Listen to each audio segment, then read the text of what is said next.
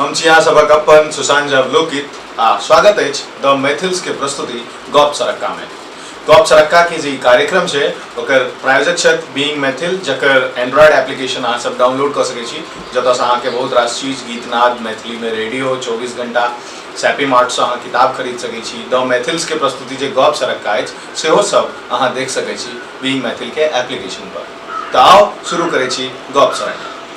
आइ chart show में not a chat show, chart show में हमरा सब संगे जे विशिष्ट पाहुन छथि, जिनका विषय में हम की कहब और कतेक कहब, पूरा फेसबुक, पूरा जे ई छै आभासी दुनिया से हुनका इंटरनेशनल कक्का के नाम से जनै छनि।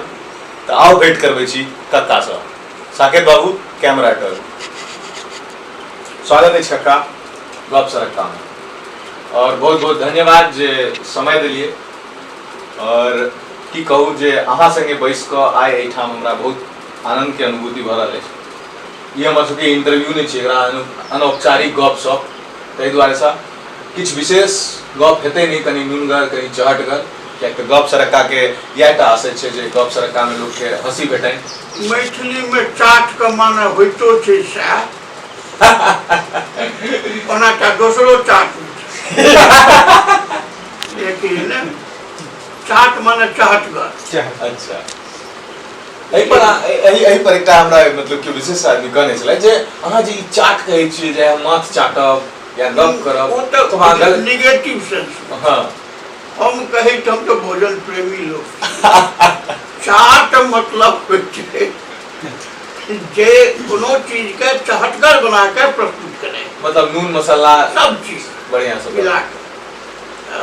ठीक छै तो अहाँ के 400 कऽ रहल छी, बहुत बहुत अहाँ के लिए धन्यवाद। अरे कक्का, हम सब तो बस एक शुरुआत केलहुँ हैं, चूँकि हम सब जे मिथिलांचल के लोग छी, वो सबसे बेसी अपन ह्यूमर के लेल प्रसिद्ध रहैत आ एखनो तक छै।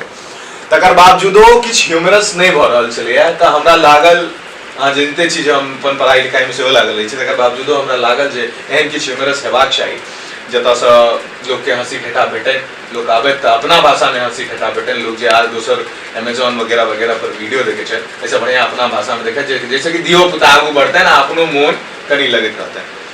तो ई बहुत रास हम गपशप कहि देलहुँ कक्का। प्रश्न जे सबसे पहिल हम पूछब अहाँ से, कियाकि तऽ ई हमर एकटा चलैत आबि रहल अछि, सबसे पहिने जे सबसे इम्पोर्टेंट फेज होइ छै कोनो भी इंसान के लाइफ के, ओ होइ छै अहाँके ओकर नेनपन। चूँकि अहाँ तो बड़ श्रेष्ठ छियै, अहाँ अपना नेनपन में बहुत रास एहन चीज देखने हेबै, तो कोनोटा एकटा एहन नेनपनक गप जे अहाँके एखनो मोन पड़ैया तऽ पेट गुदगुदा जाइया। नेनपनक कएटा स्मरण एकेटा, एक दूटा हमरा सब संगे अहाँ साझा कऽ सकै छी। नेनपन के दिन रसगुल्ले के गीत छै, किनकर लिखल छै से मोने। तहिना नेनपनक बहुत स्मृति छै एहन जे बहुत दिन तक लोक को मोन रहै छै। और हमर शिक्षा जे भेल अछि से प्रारंभिक शिक्षा हमर चौथा पाँचमा कन्हैया लाल प्राइमरी विद्यालय छै कनौली, जे आब मध्य विद्यालय। हाँ, हम वही विद्यालय के छात्र छी। शुरुआत वही से 1960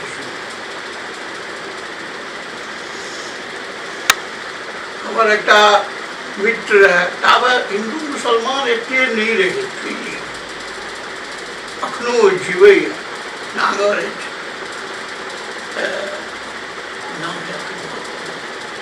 कोनो बात नहीं। तो ओहिमे जे कबड्डी खेल होइत रहे, कबड्डी में जे सीमा देल जाइ छै से ओ घर जे खसल रहे, वो जे टीही सेट रहे से खसल रहे, ऊपर जे बड़ी बरेली रहे पूरा ओहि के सीमा, वएह भेलै सीमा। अच्छा, आ हम ताबे एहन स्थूल काय नहीं रही, स्थूल काय एकदम फ्रेश रही, एकदम फरहर रही, टिगर रही। आ वो रहे नांगर ओने नांगर लूल पर वो नांगर ओ कबड्डी खरीद के जो घर में गेलिए, आ सांस टूटऽ लागल जे कहा वापस तो धल डांड डाँट धोलक आ रहे नांगर ओकरा हम घिचने आनि के ओहि अथी पर पटक देलक स्वाभाविक छै पटकावी तऽ नहि एतै ओकरे टा चोट से हमरा बहुत दिन तक ठेहुन कचकैत अखनो मोन भेटैयो एहिठाम तो पहले ठेहुने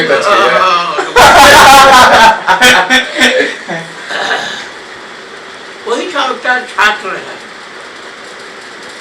शाह झंझारपुर में जे मछट्टा देखै छी ओतऽ से अबै छी मुरली बाबू घर मुरली बाबू घरक ठीक पजरा में ओकर घर रहे ओ गेलै बहिन से नोट ले सकरी में पहिने पानि पियल जाए वो देखले छी आपको मोन है नहीं पानि पियल जाए नहीं वो बहुत सटि के रहे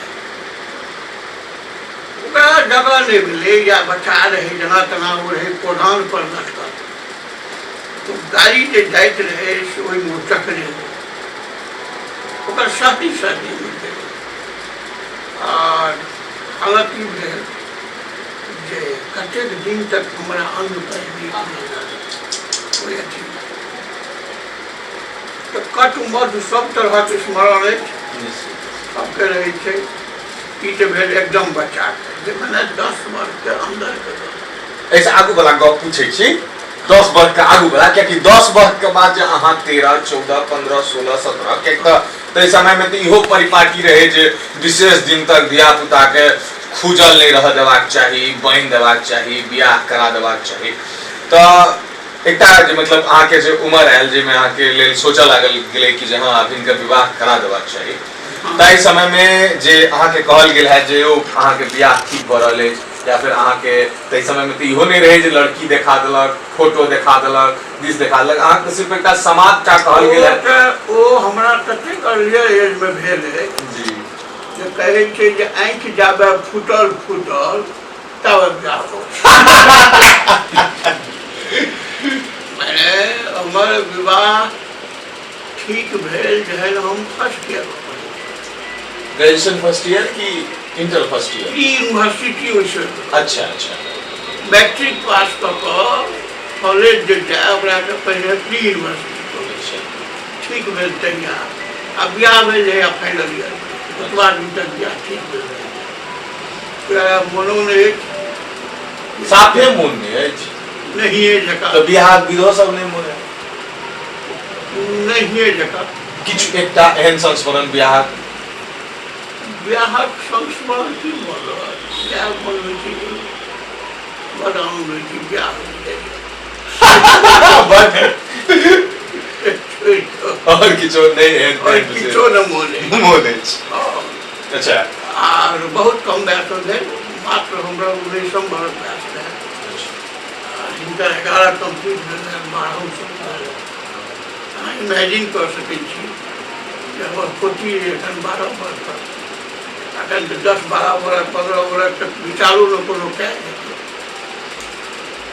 तो समय रहे उस समय विद्यार्थी के अनुमति लेबाक प्रयोजन नहीं हो हमरा सब समय में परमाणु व्यवस्था रहे अच्छा ई एकटा नव गप कहै छी अहाँ सब नहीं बुझल है परवानगी मतलब ऑर्डर जे महाराज दरभंगा के नाम है ओई में मिनिमम एज निर्धारित रहे 16 के बाद 16 यदि यहाँ चल गलो अहाँ विवाह योग्य भ गेलो अहाँ के ओ परमाणु भेट जाए से तय हिसाब से 19 में रही 3 साल लेटे रही लेटे रही जैसे तो बहुत पुरान गप छै भगवती के पास अपना संग छै सब तरह संग छै तो बढ़िया चल रहा है जिंदगी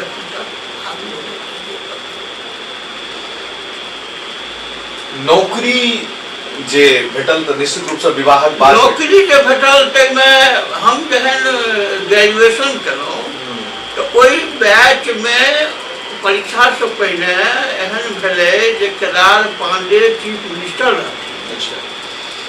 उनका बंगाल के चीफ मिनिस्टर कह देलकै कि अहाँ के राज्य में तो खाली चोर सब पास करे। केदार पांडे अपने MSc है पटना यूनिवर्सिटी उतने लोग हैं, उनका ये बड़ा अपमानजनक है। वो कलकत्ते से ओतई से ऑर्डर करके सबटा विश्वविद्यालय के वाइस चांसलर रजिस्ट्रार के एक संगे हटा दी आ सीनियर IAS अफसर सबके वाइस चांसलर रजिस्ट्रार कहीं कम में बिहार यूनिवर्सिटी के से वाइस चांसलर भेला नागमणि साहब और आभास कुमार चटर्जी चटर्जी जी अपना बैच के IAS के टॉपर है, सबसे सियासत बैच वो भेला रजिस्ट्रार। तो बहुत टाइट एग्जाम माने ठगुआ पटुआ कर दिलकै कॉलेज के कॉलेज नील। ओकर कहब रहे जे ऑनर्स का मतलब होता है कि वाइस चांसलर उसका ऑनर करता है, तो हम किसका ऑनर किए हमको याद रहना चाहिए। अच्छा। परिणाम ये भेले जे पूरा बिहार यूनिवर्सिटी में नील चल गए साइंस नील 296 गोटा हम सवार के कॉलेज से अपेयर रही, 6 गोटा की 8 गोटा की 10 गोटा पास कर दिया। तो अपना मन में रहे दाबी गौरव दाबी गौरव कहबे कि हम वही मैच में जे केना केनो ना पास कर गए वो बैसल नहीं रह। तो ये रहे कि नागमणि बैच में पास करने तो घूस नहीं देवे नौकरी करो तो घूस दो को नौकरी नहीं करो। तो 2 बेर हम कम्पीट करो। एक बेर पहले जे भेले रेलवे के जे भेट मुजफ्फरपुर में गुजरे डिवीजन तो फर्स्ट वैकेंसी जे भेले तहू में हम कम्पीट करो। तो चलो मुजफ्फरपुर इंटरव्यू रहे ऊपर चेयरमैन भेले समस्तीपुर के ठाकुर जी पकड़ है करो कलाक बाद जैसे हमरा PA वो कलर जे thank you mister five we go and take your certificate from my PA अंग्रेजी यस सर। अब कहिए गई ओकर PA कहलिए सर्टिफिकेट दिया हमरा तो कलर यहाँ की नौकरी चाहिए कथी ले नौकरी 3000 मन में तो ठन नहीं रहे ना कहली है हमार सर्टिफिकेट दिया हम तो लगी कि बाबू हमारा इलाका में रेलवे के घोषणा के रेल चलता हाँ तो 3000 टका से 6 आना में विदेशर मेला में चक्कू किलो पकड़बाजी करो 6 आना में चक्कू हाँ उस समय सह बैठे नहीं भेल चलो बाबूजी कहलन की भेल हम कहिए ना कहलक कहीं की करो दो दी एहन सुंदर नौकरी कमा के बुझ कर देतो कहलिए बाप बाप याद की इच्छा नहीं गौरव है कही जहाँ बेटा बिना पैरवी पैगाम से अथी करो नहीं गलो नहीं भेल तक बाद BPSC के परीक्षा भेले ओहू में कम्प्लीट कर गलो ओहू में कुछ यही तरह बात बोले नहीं गलो तखन सरिसव कॉलेज ज्वाइन करो। अच्छा। Accounts assistant accountant cashier join करो आ वही से फिर BPSC की परीक्षा देली गजेट अच्छी वाला ग्रेजुएट वाला तो मैं कम्प्लीट करो और मैं कोनो तरह झमेला नहीं भेल और सर्विस में एलो वही में जन दौड़ लेलिए जगह तो साइकिल दिल रोल किया धलिए मारो भाई। अच्छा काका अहाँ हमरो लेल कक्का छी जेना कि शंकर मधुपान जी छथि ओहो कक्का कहै छथि आ हुनकर जे बालक छथिन सेहो कक्का कहै छथि तो ई जे कक्का जे शुरू भेलै से कतौ से शुरू कक्का जे भेलै कतौ से शुरू से हमरो अच्छा केना के कहऽ लागल सेहो नहि मोन लेकिन कह लागल सब कह लागल काकी छोड़ काकी छोड़ के सब कह लागल काका। शुरुआत कतौ से भेलै से आब हमरा ओ ततेक ओ मोनो ने फेसबुकिए काका तऽ छी ने। अहाँ तऽ फेसबुकिए काका तऽ नहीं रह गेलो, आब तऽ इंटरनेशनल काका भ गेल छी। आब यहाँ सब लेकिन फेसबुक के लोक माध्यम अवश्य फेसबुक रहलै, ओहि में लोग काका कह लागल। ई तऽ हमरा लेखा बड़ सम्मान आ बड़ स्नेह के बात भेल, पर एकटा बात नहीं भेलै। अपना बाप के तो लोग बाप मानते नहीं कियो लोग सब काका लग एने ने गुरकीली सब बैठे छै। आ बुझियो ने त का कहे काका बीच में हम रोके ला क्षमा प्राप्ति छी, कियाकि बहुत रास समय लोग सब के नहीं लेबन। आब कनी नुनगर चाटगर गप हेतै, बड़ी काल साहित्यिक गप भेलै। काका नुनगर चाटगर गप में आमक गाछ पर चढ़ल छी कहियो मन हुआ जे आमक गाछ पर चढ़ने हो या घेला जटा मार के आम तोड़ने हो? क्या अहाँ तो अपने कहलिए जे हम तो सोच छी ढीले डोले एकटा गप कहि दै छी। हां हम बिना महिष पर चढ़ने दूध पिए छी, हम बिना गाछ पर चढ़ने आम केने छी। ई सब नहीं अच्छा नहीं एहि दुआरे कि ई सब प्रश्न कनी अथी भए छै ताहि दुआरे से। और विशेष एहि में जे एकटा कविता अहाँ अपन कोनो हास्य रस में सुना देतिए हमरा सबके तऽ बड़ा आनंद के विषय होते, लोगों के आनंद होते नहीं। प्रेम से सुना कतौ से अहाँ सुनाओ, सुनियो लोग सब। ई कुपत्थी मोन आदमी के साइकोलॉजी देखो यहाँ, ओकरा जे चीज मना करे छे से ओ करबे करत। हां से पहिने करत सएह वाला ना। हां ई कुपत्थी मोन हमरा तो सब वस्तु पचैया रुचबो करे प्रचुर। वाह। हमरा तो सब वस्तु पचैया रुचबो करे प्रचुर, मुदा ओ जुड़बे न करैया। मुदा ओ जुड़बे न करैया, मोन हुए भरपूर। बहुत बढ़िया। नहीं कनियो हो रोम भंग, नहीं कनियो हो रोम भंग। कुकुर भी खा ले छै तऽ रुइया उड़े नहीं कनियो हो रोम भंग, दू चम्मच खाली घी, मुदा ओना डॉक्टर सदस्य कहे फैट से रखियो।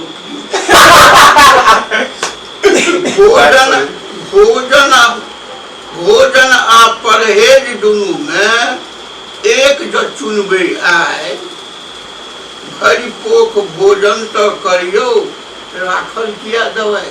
राखल किया दवाई, दवाइयो ही ले छै, सही बात छै। माछ मांस तो चाहबे करी, ताहू पर नित भाते। माछ मांस तो चाहबे करी, ताहू पर नित भाते। तरुआ भजुआ अम्ल तिक्त, तिलकोरो चाही साथे। वाह वाह वाह वाह वाह।